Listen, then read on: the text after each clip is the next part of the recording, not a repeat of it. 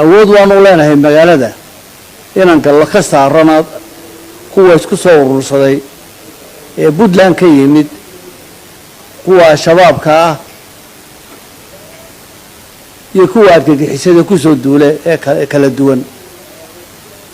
laakiin waxaan u turanaa dadka shicibka ah dhibaatada soo gaadhaysa ayaan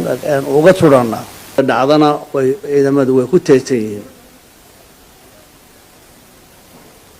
muddo dhowr maalmood wax dagaal kama dhicin magaalada